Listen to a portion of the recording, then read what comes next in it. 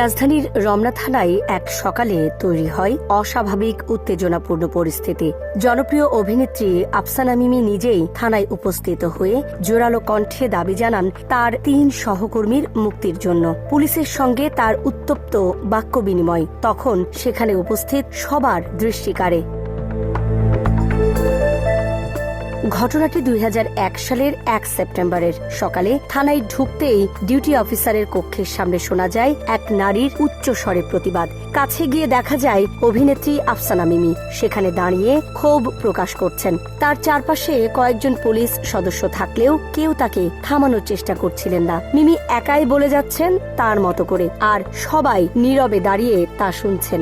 অভিনেত্রী হিসাবে আফসানা মিমির তখন অনেক নামডাক। টিভি নাটকে ভালো অভিনয়ের সুবাদে তার তারকা খ্যাতি চারদিকে। সেই অভিনেত্রীকে থানায় এভাবে চেঁচামেচি করতে দেখে একটু অবাক সবাই।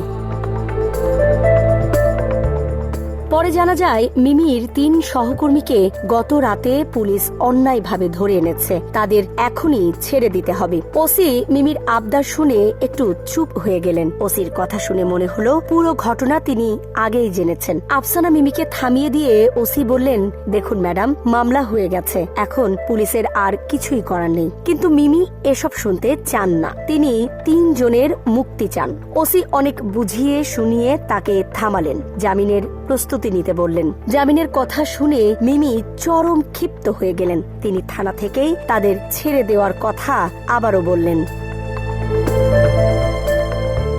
ঘটনা হলো, মিমি যাদের সহকর্মী বললেন তাদের একজন হলেন নামকরা অভিনেতা আবুল কালাম আজাদ পাভেল, অন্য 2 জন হলেন নজরুল ইসলাম ও শাহরিয়ার। ওই 3 জনকে রাতে গ্রেফতারের পর থানায় রাখা হয়েছে।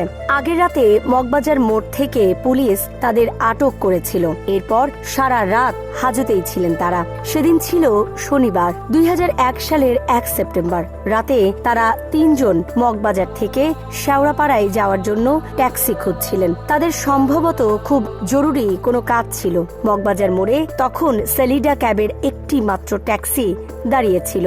চালক শাহাদাত গাড়িতে বসে বিশ্রাম করছিলেন। 3 জনই গাড়ি চালক শাহাদাতকে যাওয়ার জন্য বারবার বলেন, কিন্তু শাহাদাত তাদের কথা মতো যেতে রাজি হননি। এ নিয়ে শুরু হয় কথা কাটাকাটি।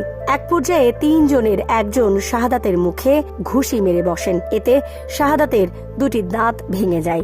আহত শাহাদাত ছিনতাইকারী বলে চিৎকার দেন। একটু দূরে পুলিশের একটি গাড়ি দাঁড়িয়েছিল। পুলিশ সদস্যরা ঘটনা শুনে তখনই সবাইকে ধরে থানায় নিয়ে যান। রাতেই শাহাদাতকে দিয়ে মামলা করানো হয়। সেই মামলায় মারধরের সঙ্গে চালকের টাকা ছিনতাইয়ের অভিযোগ আনা হয়। মামলার আসামি হিসাবে 3 জনকে গ্রেফতার দেখানো হয়। পরদিন সকালে খবর পেয়ে থানায় ছুটে আসেন আফসানা মিমি। সেখানে তিনি দীর্ঘ সময় ধরে পুলিশ কর্মকর্তাদের সঙ্গে কথা বলেন এবং সহকর্মীদের মুক্তির দাবি জানান। পরিস্থিতি উত্তপ্ত হয়ে উঠলে তিনি বিভিন্ন পরিচিত ব্যক্তিকে ফোন করে সহায়তা চান। শেষ পর্যন্ত দুপুরের দিকে গ্রেফতার 3 জনকে আদালতে পাঠানো হয়। সেখানে নাট্যজগতের আরো অনেকে উপস্থিত হন। কয়েকজন পরিচিত আইনজীবী আসামিদের পক্ষে জামিনের আবেদন করেন। শুনানি শেষে ম্যাজিস্ট্রেট তাদের জামিন মঞ্জুর করেন। সহকর্মীরা মুক্তি পাওয়ার পর আফসানা মিমি ক্ষোভ প্রকাশ করে বলেন, কথায় আছে বাঘে ছুঁলে 18 ঘা আর পুলিশ ছুঁলে 36 ঘা। আজ আমি সেই 36 ঘা দেখলাম।